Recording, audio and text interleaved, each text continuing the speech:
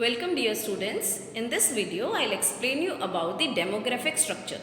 Demographic structure refers to the quality of life the people were leading. That is the entire structure related to people. So we are going to talk about the people only in this video. Let us begin with the size of population.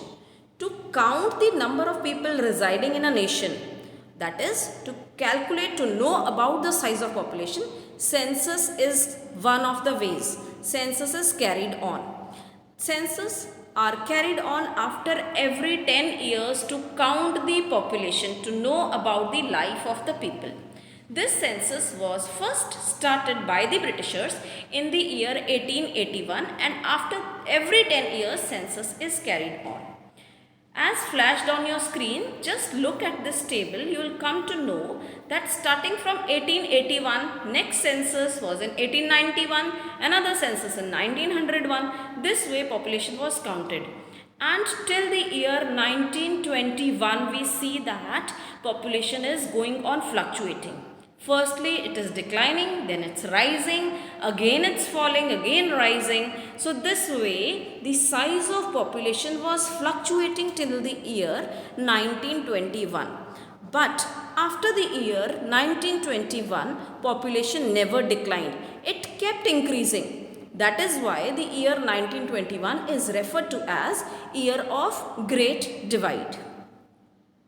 Because after 1921, population never declined, and this was known as the first stage of demographic transition. I hope that from this point you are clear that what was the size of population.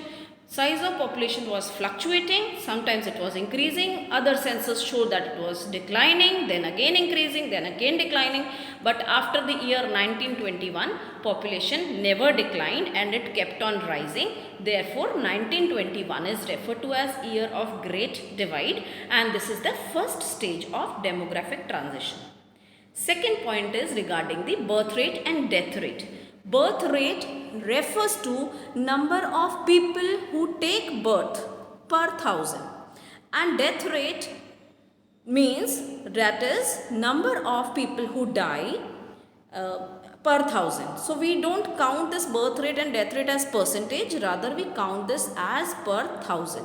So birth rate was also very high, death rate was also very high, and the basic reason for high birth and death rate was lack of health infrastructure, lack of proper medical facilities. Third point is, what was the status of literacy?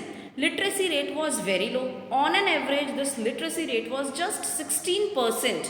And when we talk about the female literacy rate, it was only 7%. So just imagine a country where female literacy rate is only 7% and average literacy rate is only 16%. So quality of life of such a country, such people, such population who are not educated, that was quite deplorable.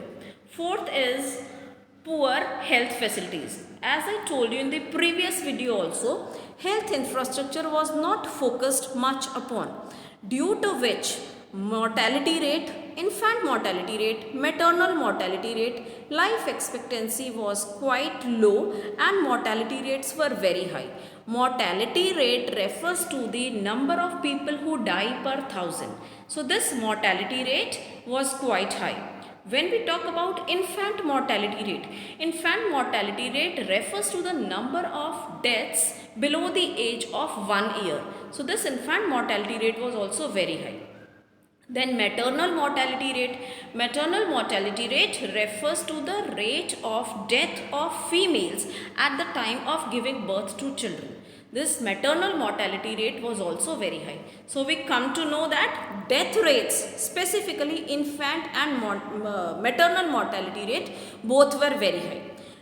Also, life expectancy was very low, which was only 44 years.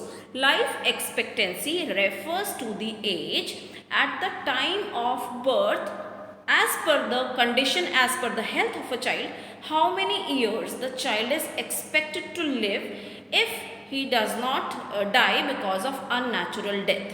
So, this life expectancy how many years a child is expected to lead a healthy life without unnatural death? That was only 44 years. That is, people were expected to live not beyond 44 years.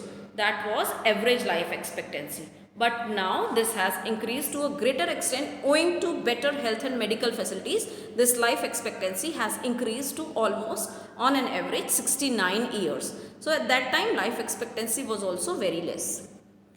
And due to all these reasons, what happened? Widespread poverty. Country was suffering from poverty. See, related to the poverty, no reliable data is available, but on an average, per capita income was only rupees 20 to 30 per annum. Per year, earning only 20 to 30 rupees, that is quite less. So people were living in a deplorable condition, who were not even having the basic amenities of life. That is, they were not having food, shelter, clothing, etc. This way, the quality of life was quite deplorable. Size of population was expanding. Birth rates, death rates were very high. Mortality rates were also very high. Literacy rate was quite low, and widespread poverty was prevailing in the nation.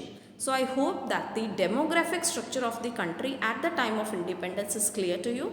In the next video, we'll learn about the occupational structure. Thank you all.